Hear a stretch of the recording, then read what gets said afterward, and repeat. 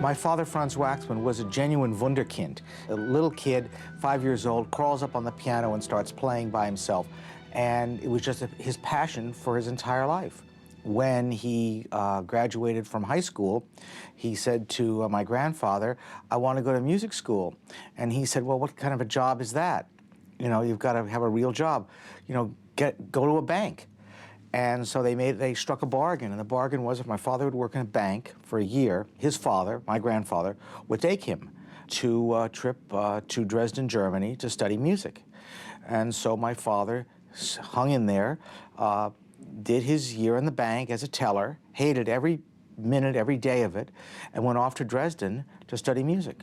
Although his music sensibilities were Middle European, he was very quick to pick up what I would describe as an American kind of energy. From Dresden, he went to Berlin, had no money, started playing piano in the Tingle Tangle Club, which was owned by a writer, director, composer named Friedrich Hollander. There are many famous Marlene Dietrich songs, specifically Falling in Love Again in The Blue Angel.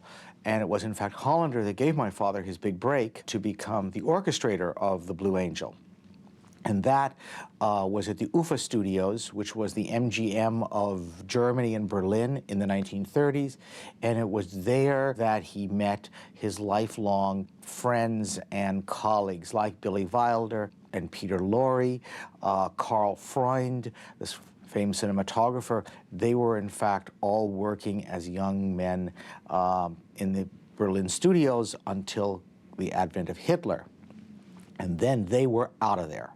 He was very interesting as a composer because he was another one of the great Middle Europeans who came here, courtesy of Hitler. They went to Paris, and as did all the other people whose names I've just mentioned.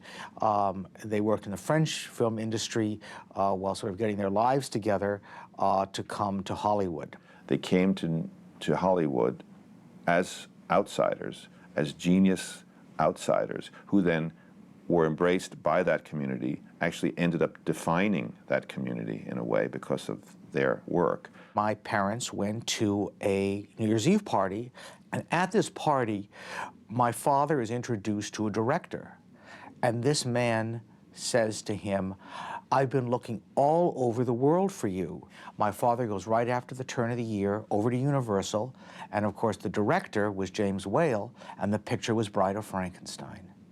So at 29, he got his big break, wrote one of the first symphonic scores, and on the basis of that was made music director of Universal Pictures. Each of the studios had studio orchestras.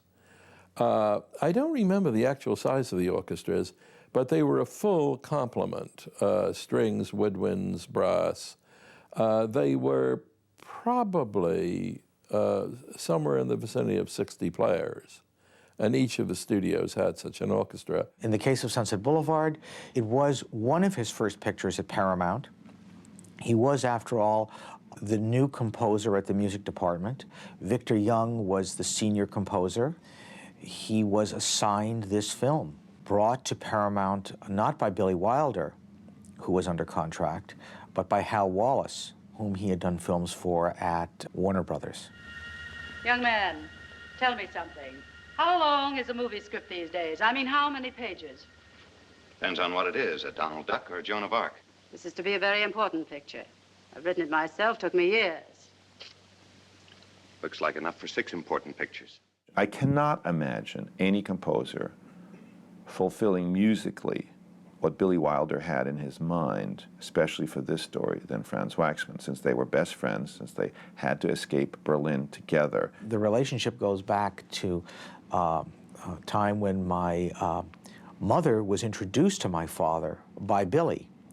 So they were very close. In fact, by the time I came around, Billy actually named me because my parents couldn't agree on a name. So my parents didn't name me, Billy Wilder did. When I arrived here, Franz Waxman was one of the giants. I arrived here in 1950, and film music was full of giants at that time, when you stop to think of it. I mean, it was Franz Waxman, Miklas Rozsa, Max Steiner, Alfred Duman, David Raxon, Hugo Friedhofer. It was an amazing town with amazing people. Those idiot producers. Those imbeciles. Haven't they got any eyes? Have they forgotten what a star looks like? I'll show them. I'll be up there again, so help me.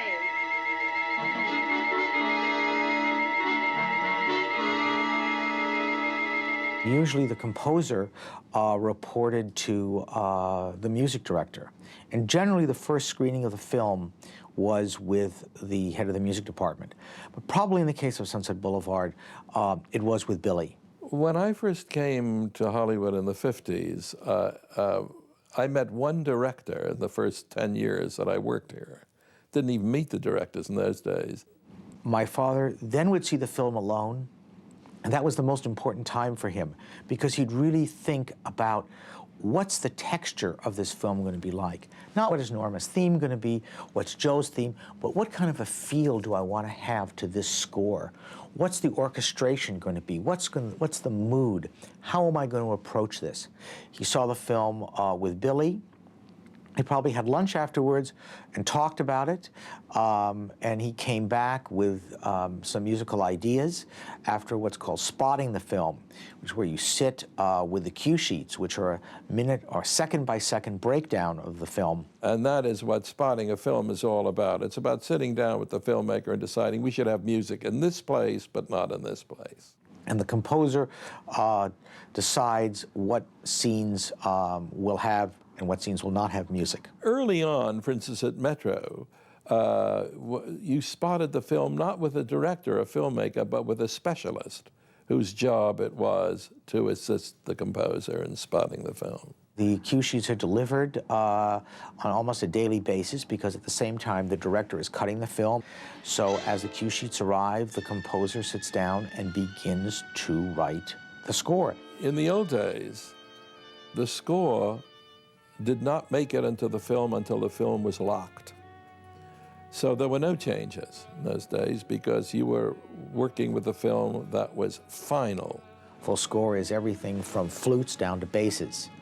And my father would then approve the full score, and then that would be taken to the studio and copied, and parts would be made for the recording session. Part of the process of getting the cue sheets every day or every other day and rewriting before you actually record a score are changes that can happen. And it is no secret that Sunset Boulevard had an original opening that did not survive the first preview. And interestingly enough, the music that my father composed for the final, if you will, opening of the film, main title and first scene, were what he had originally written for the first scene, Conversing Corpses, which was discarded. I think Billy Wilder experimented obviously in two different ways of starting that picture, but fundamentally, since Joe Gillis is dead at the beginning of the picture and is talking to us, we know that that's good, you know, he's going to be dead for the rest of this picture and he's going to end up dead. And I think it's really interesting that both the director, Wilder, and the composer, Waxman, were able to take the music and condense it so that it worked in both situations. When the movie starts, we hear music of a chase. It's a chase. Physically, obviously, it's a chase of a car. We're not sure why or whatever it is, but it's a chase. But obviously, from a symbolic point of view, these are people who are trying to escape death. In the case of Norma, it's death of a career, therefore a person's soul. She's living, but she's dead, and death is waiting at the doorstep for her. For Joe, it's the bill collector. It's how do you make a living out there with a car that you can't even pay for, and you're just trying to make your payments in, so death is waiting for him too. When we first see Norma, she has her theme, which is a tango.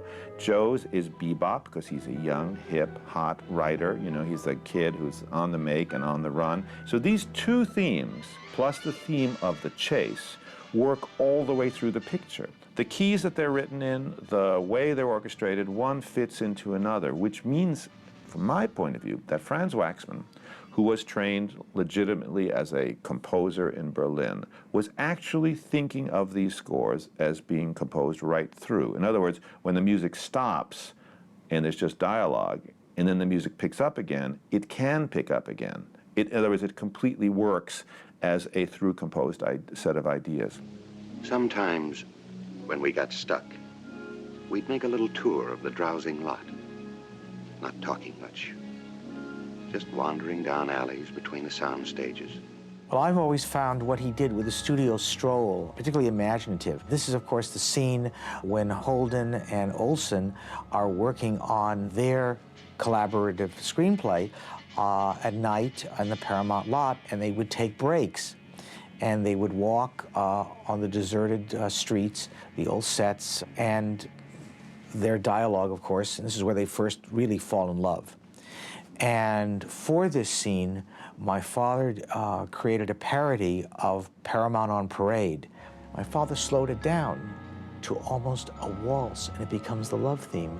I thought that was an amazing use of musical invention that not many people are aware of when they first see the film. The tango theme for Norma is bizarre, and it is bizarre, obviously, on purpose to accentuate her character.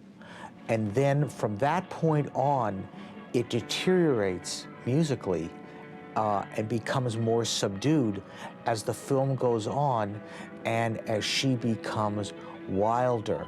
In fact, in the scene where she is being manicured and she's pumping herself up and trying to lose weight, sort of a montage, my father adds a gypsy violin over the tango to accelerate the mad motif, where even while she's working this hard to make herself 20-something again, it's all in her head. I mean, the music tells you that. He was a brilliant dramatist, which I think is very important in a film music composer. It was just not a question of writing a good line of music, but it was appropriate to the action and to the scene. Billy wanted at the end, in the famous staircase scene, to use Richard Strauss because of Salome.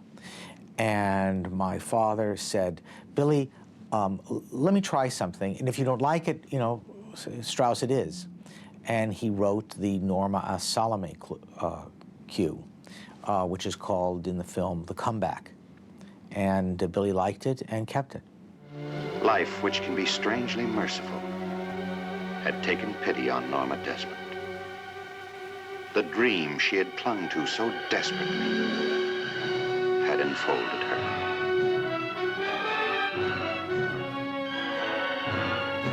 My father won his first Oscar for Sunset Boulevard, and his second the next year for A Place in the Sun, 1951. And this is the only time in the history of the Academy that a composer has won in 2 consecutive years. I knew these guys were good, these composers, but I also learned that they actually composed this music for whatever going on with the timings. You know, this has to be 3 minutes and 15 seconds, this has to be here, we spot the picture so it only happens here. Whatever they had to do technically that they overcame the technical limitations and wrote through composed symphonic works. He was a great figure here, not only as a composer of film music, but he was a force for musical life in Los Angeles. He had a concert series that he conducted at UCLA, Royce Hall, and conducted, I think it was the premiere of Prokofiev's Seventh Symphony. I mean, things of that sort. My father was really the consummate professional. I mean, I think he brought everything to the table to every assignment, and I think every director and producer got their money's worth.